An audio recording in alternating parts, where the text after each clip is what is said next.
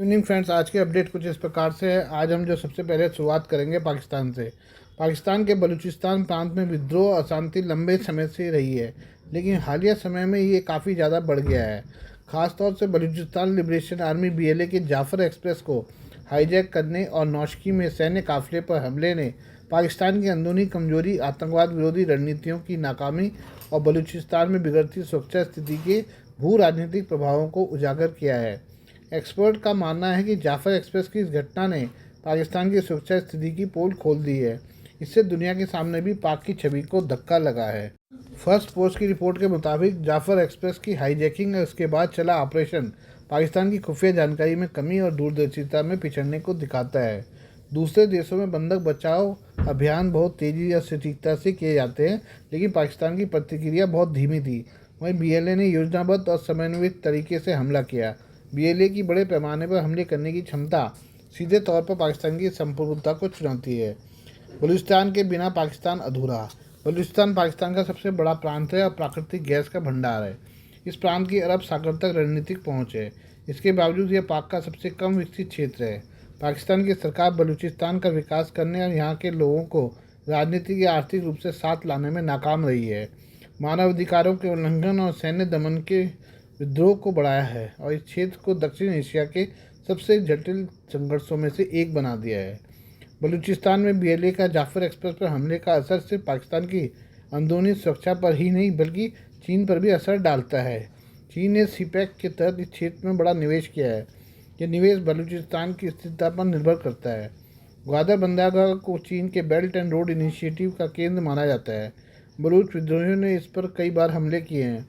ऐसे में पाकिस्तान के लिए मुद्दा वैश्विक स्तर पर इज्जत का भी सवाल बन गया है। पाकिस्तान बड़े सैन्य अभियानों के बावजूद अगर चीनी प्रोजेक्ट को सुरक्षा देने में नाकाम है, चीन कदम पीछे हट सकता है। चीन के सामने सवाल है कि पाकिस्तान में उसका निवेश टिकाऊ है या नहीं। चीन पाकिस्तान से इतर अगर दूसरे रास्तों और क्षेत्रीय साझेदारियों में विचार करता है तो इससे दक्षिण एशियाई भू राजनीति का समीकरण बदल जाएगा। पाकिस्तान के सामने बलूचिस्तान के मुद्दे को संभालते हुए आगे बढ़ने की चुनौती है। ये न सिर्फ पाकिस्तान की अपनी एकता बल्कि दुनिया में अपनी इज्जत बचाने के लिए भी ज़रूरी है। आइए हम बात करें म्यांमार में जो भूकंप आया है उसके बारे में। म्यांमार में शुक्रवार दोपहर आए भयावह भूकंप के बाद राहत और बचाव का काम जारी है। इस भूकंप से अब तक 1000 से ज़्यादा लोगों की मौत होने की पुष्टि हो चुकी है। विशेषज्ञों का कहना है कि म्यांमार में बीते कई दशकों के बाद ये सबसे शक्तिशाली भूकंप है। आपदा मॉडलिंग से पता चला है कि भूकंप में मरने वालों की संख्या 1000 से काफ़ी ज़्यादा बढ़ सकती है। यूनाइटेड स्टेट्स जियोलॉजिकल सर्वे USGS का कहना है कि 7.7 तीव्रता के इस भूकंप से जान और माल के व्यापक नुकसान का अंदेशा है। ऐसे में सवाल यह है कि इस भूकंप में के आने की वजह और इतने बड़े पैमाने में नुकसान की वजह क्या है। प्रोथोमोलो की रिपोर्ट के मुताबिक USGS के विश्लेषण में कहा गया है कि मौतों की संख्या 10,000 से 1 लाख के बीच होने की संभावना 35% तक है। USGS ने वित्तीय नुकसान 10 अरबों डॉलर तक का होने का अनुमान लेता है, जो म्यांमार की GDP से भी ज़्यादा है। यूनिवर्सिटी कॉलेज लंदन में प्रोफेसर बिल मैकगिरी के मुताबिक यह बीते 75 साल में म्यांमार का सबसे बड़ा भूकंप था। इंपीरियल कॉलेज लंदन की टेक्टोनिक विशेषज्ञ रेबेका बेल का कहना है कि इस भूकंप की वजह सांगांग फॉल्ट का side to side strike slip था। रेबेका बेल ने बताया कि यह भूकंप सांगांग फॉल्ट में आया है। सांगांग फॉल्ट वह जगह है जहां भारतीय टेक्टोनिक प्लेट और सुंडा प्लेट मिलती है। यह फॉल्ट कैलिफोर्निया में स्थित सैन एंड्रियास फॉल्ट की तरह है। बेल ने कहा कि सांगांग फॉल्ट बहुत लंबा, करीब 1200 किलोमीटर है। इसके सीधे होने की वजह से भूकंप बड़े क्षेत्र में फैल सकते हैं। इसे ऐसे समझ सकते हैं कि फॉल्ट का जितना बड़ा क्षेत्र फिसलता है, भूकंप उतना ही बड़ा होता है। बेल ने यह भी बताया कि ऐसे मामलों में भूकंप विनाशकारी होते हैं। कम गहराई पर होने के कारण इसकी भूकंपीय ऊर्जा ऊपर के आबादी वाले क्षेत्रों तक पहुंचने तक कम हो जाती है। इससे सतह पर बहुत ज़्यादा कंपन होता है। इसकी वजह से म्यांमार में पहले भी शक्तिशाली भूकंप आते रहे हैं। साल 1956 में भी मारने के बाद 6.8 तीव्रता का भूकंप आया था, लेकिन इस बार तबाही सबसे ज़्यादा हुई है।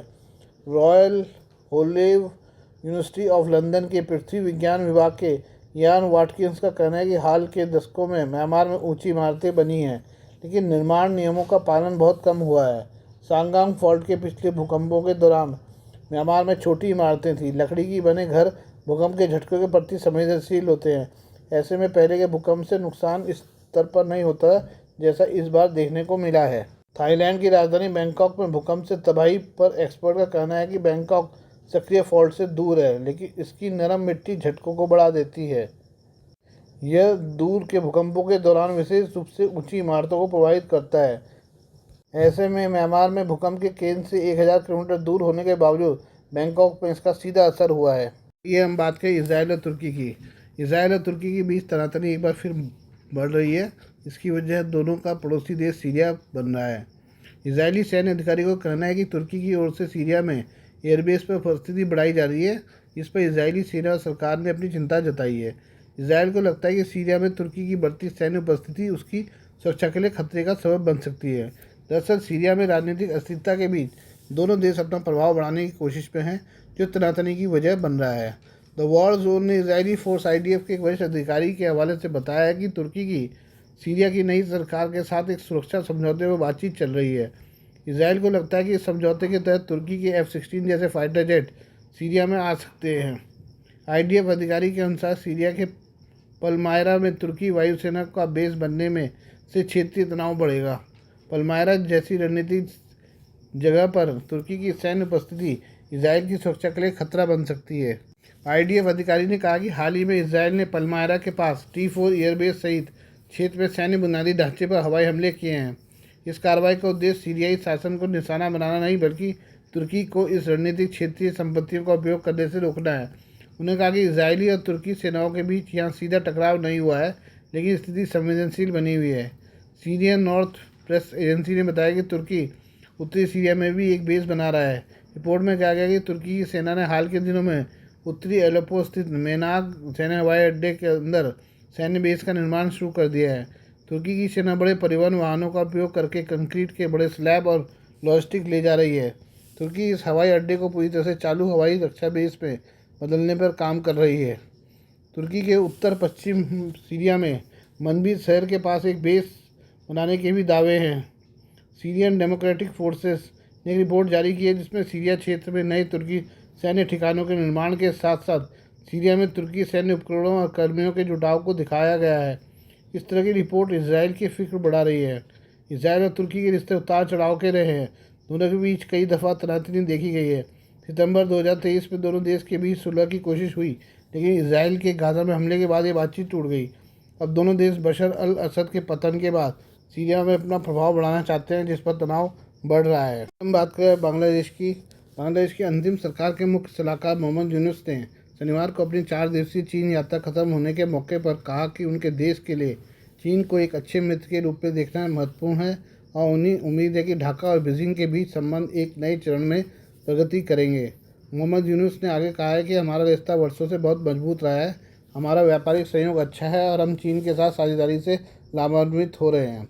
चीन के राष्ट्रपति शी जिनपिंग से मुलाकात के दौरान मोहम्मद यूनुस ने बांग्लादेश की आर्थिक स्थिति सुधारने के लिए चीन से अधिक निवेश की मांग की है। उन्होंने कहा कि चीन बांग्लादेश के लिए एक संतुलनकारी शक्ति के रूप में काम कर सकता है। मोहम्मद यूनुस और शी जिनपिंग की मुलाकात के बाद दोनों देशों ने 9 समझौतों पर हस्ताक्षर किए, जिनमें आर्थिक और तकनीकी सहयोग, संस्कृत और साहित्य के क्षेत्र में साझेदारी, जल संसाधन प्रबंधन और बाढ़ नियंत्रण में सहयोग शामिल है। इसके अलावा तीस्ता नदी प्रबंधन परियोजना में चीनी कंपनियों के शामिल होने का भी स्वागत किया गया है। बता दें कि पहले की शेख हसीना सरकार इस परियोजना को भारत के सहयोग से पूरा करना चाहती थी, लेकिन अब चीन इसमें भूमिका निभाने को तैयार है। मौजूदा समय में 1000 से अधिक चीनी कंपनियां बांग्लादेश में काम कर रही हैं। चीन से बांग्लादेश का आयात लगातार बढ़ रहा है। बांग्लादेश के कई मरीज इलाज के लिए भारत जाते हैं, लेकिन अब चीन इस क्षेत्र में सहयोग बढ़ाना चाहता है। वहीं चटगांव से चीन के कुनिंग शहर के लिए सीधी उड़ानें शुरू करने की योजना बनाई जा रही है, ताकि अब बांग्लादेशी मरीज चीन में इलाज करा सकें। मोहम्मद यूनुस अब थाईलैंड में बिम्स्टेक शिखर सम्मेलन में भाग लेने जा रहे हैं। उन्होंने भारत के प्रधानमंत्री नरेंद्र मोदी से मिलने की इच्छा जताई है, लेकिन अभी भारत की ओर से इस पर कोई आधिकारिक पुष्टि नहीं की गई है। ये दूसरी खबर भी जो है बांग्लादेश की है। बांग्लादेश की पूर्व प्रधानमंत्री खालिदा जिया की पार्टी BNP ने शुक्रवार को अंतिम सरकार में किए जा रहे सुधारों की वैधता पर सवाल उठाए हैं। वहीं छात्रों के नेतृत्व वाले दल NCP ने आरोप लगाया है कि कुछ दल तत्काल चुनाव कराने के लिए सुधार की प्रक्रिया को नज़रअंदाज करने का प्रयास कर रहे हैं। रिपोर्ट के मुताबिक बांग्लादेश राष्ट्रवादी पार्टी के प्रवक्ता अमीर खासरू मोहम्मद चौधरी ने चटगांव में पाठ के एक कार्यक्रम के दौरान कहा, माफ़ कीजिए, यह सुधार आपका काम नहीं है। चौधरी ने आरोप लगाया कि मोहम्मद यूनुस के नेतृत्व वाली अंतिम सरकार पूर्व प्रधानमंत्री शेख हसीना की उसी नीति को दोहरा रही है जिसने विकास के नाम पर निष्पक्ष चुनाव से जनता को वंचित कर दिया था। उन्होंने कहा कि वर्तमान सरकार भी सुधारों के नाम पर उसी रास्ते पर चल रही है। चौधरी ने कहा कि जनता की आज़ादी सुनिश्चित करने का एकमात्र तरीका निष्पक्ष चुनाव है, लेकिन सुधारों के बहाने इस प्रक्रिया को लंबा खींचा जा रहा है। बीएनपी इस समय बांग्लादेश की प्रमुख सियासी पार्टी है कि 5 अगस्त 2024 को हसीना की आवामी लीग सरकार के पतन के बाद अधिकांश नेता जेल में हैं या फरार हैं या देश छोड़कर चले गए हैं। शेख हसीना तब से भारत में ही रह रही है। बीएनपी प्रवक्ता की ओर से टिप्पणी ऐसे समय में आई है जब राष्ट्रवादी नागरिक पार्टी के संयोजक नाहिद इस्लाम ने शुक्रवार को कहा कि इस बात की कोई गारंटी नहीं है कि भविष्य में चुनी गई सरकार सुधार प्रक्रिया को जारी रखेगी। नाहिद इस्लाम हाल तक यूनिवर्सिटी प्रशासन के सलाहकार थे। बीएनपी और अन्य दलों पर परोक्ष रूप से निशाना साधते हुए नाहिद ने कहा, कई दल सुधार के एजेंडे को दरकिनार कर चुनाव की ओर बढ़ाना चाहते हैं। सिराजगंज में एक रैली के दौरान नाहिद इस्लाम ने कहा कि अगर हम जुलाई 2024 में विद्रोह से जुड़े मुकदमों के निपटारे से पहले चुनाव कराते हैं, ये सुनिश्चित नहीं होगा कि नई सरकार सुधार को आगे बढ़ाएगी। उन्हें जोर देकर कहा कि हम चाहते हैं कि सुधार और मुकदमेबाजी मौजूदा कानूनी ढांचे के भीतर जल्द से जल्द पूरे हों। Please do like, share and subscribe this channel of my news, views and analysis by Prakash.